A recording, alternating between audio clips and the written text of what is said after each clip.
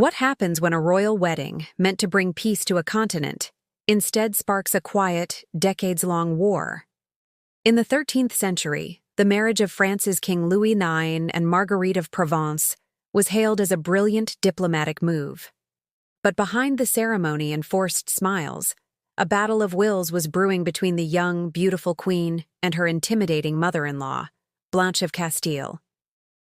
This is the story of two women, one crown, and the relentless struggle for a king's heart and the soul of a nation. To really get this conflict, you first need to know the players. France in the early 1200s was a kingdom still figuring itself out, and the woman who built its strength was one of the most powerful women in medieval history, Blanche of Castile. Born a Spanish princess, she became Queen of France and then regent, ruling with an iron fist after her husband's early death left her young son, Louis IX, on the throne. Blanche was a master strategist, holding the kingdom together against rebellious nobles through sheer will. She famously told her son, "I love you, my dear son, as much as a mother can love her child, but I would rather see you dead at my feet than that you should ever commit a mortal sin." That tells you everything you need to know about her: devout, unbending, and completely dedicated to the power of the French crown and her control over it. As Louis grew up, Blanche knew a strategic marriage was crucial. She looked south to the rich and important county of Provence. An alliance there would stretch French influence and create a buffer against difficult lords. The plan was a masterstroke. All she needed was the right bride. The bride of choice was Marguerite, the eldest daughter of the Count of Provence. Word had reached the French court that she was graceful, smart, and deeply religious, a perfect match for the pious King Louis.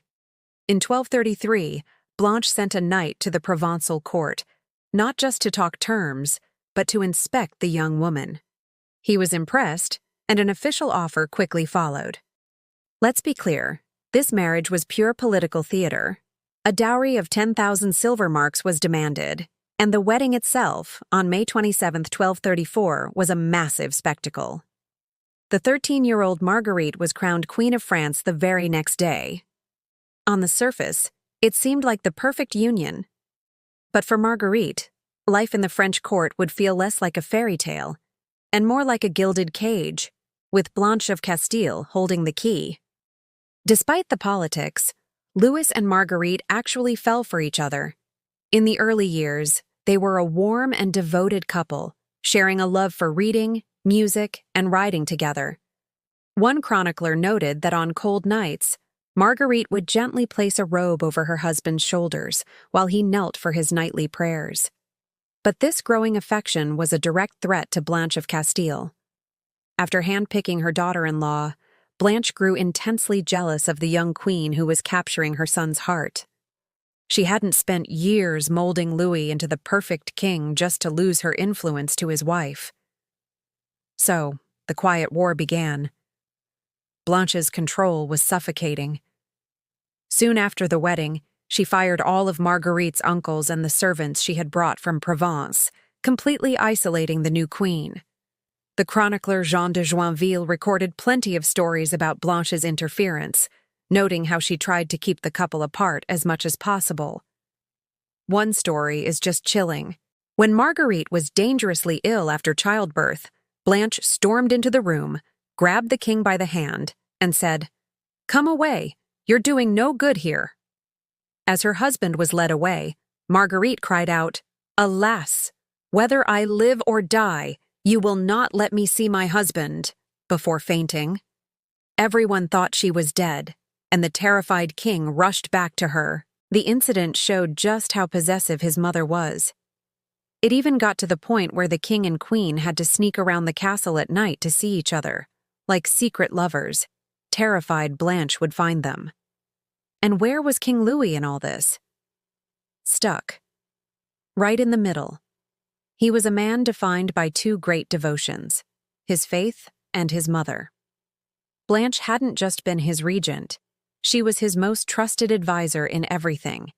He owed his kingdom to her, and her influence was etched into his soul. This put him in an impossible position. Louis obviously cared for his wife, but he was often powerless against his mother. Under Blanche's watch, he would act cold and dismissive toward Marguerite, only to find her in private later to make amends. He was living a double life, torn between his duty as a son and his love as a husband. What would you do in his shoes? Defying his mother meant defying the woman who had saved his crown, but obeying her meant hurting the wife he'd grown to love.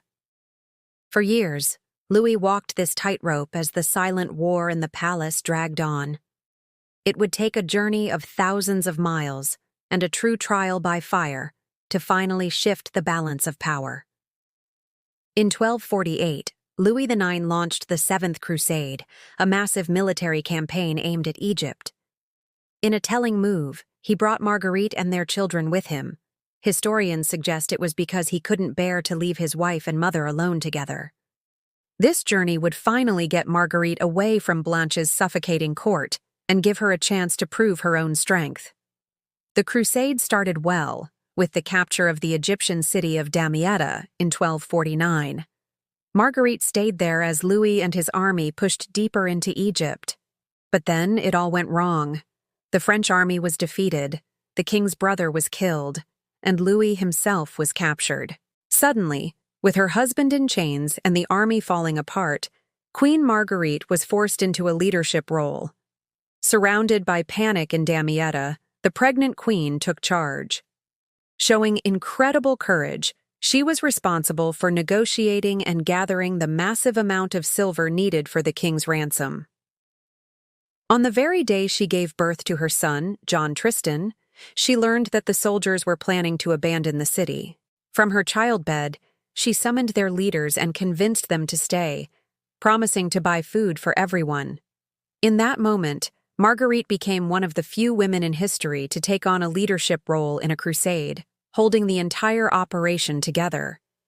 Marguerite's leadership during the crusade had earned her international respect. She'd proven she wasn't just a consort, but a capable and brave leader. But the news that truly changed her world came in 1252. While she and Louis were still in the Holy Land, her great rival, Queen Mother Blanche of Castile, died back in France.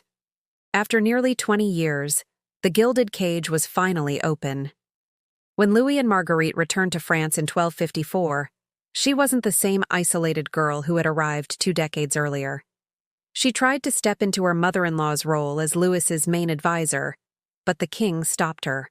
While Louis respected her courage, he was an absolute ruler and wouldn't give his wife the kind of power his mother once had. In a bold move, Marguerite tried to make her son, Philip, swear an oath to stay under her guidance until he was 30, hoping to secure a future regency. When Louis found out, he immediately had the Pope cancel the vow, shutting down her ambition to become the next Blanche of Castile. Before we get to the final chapter of their lives, if you're enjoying this story of medieval power and passion, do us a favor and hit that like button and subscribe. We've got plenty more hidden histories you didn't learn in school. So, what was the final verdict on this wedding of peace? Politically, it was a huge success. The union did exactly what Blanche of Castile wanted. It expanded French influence and secured key alliances. And personally, despite all the drama, the marriage lasted. Louis and Marguerite had 11 children, securing the Capetian dynasty for generations. After Louis's death on another crusade in 1270, Marguerite became more politically active, fighting for her rights in Provence. She outlived her husband, her mother-in-law, and many of her own children, dying in 1295. Though she never got the official power she craved, she left behind a legacy of courage and resilience. Which brings us to our final question for you. Who do you think really won this silent war? The Queen Mother who ruled from the shadows and built a king, or the young queen who endured, raised a dynasty, and outlasted them all? Let us know what you think in the comments below.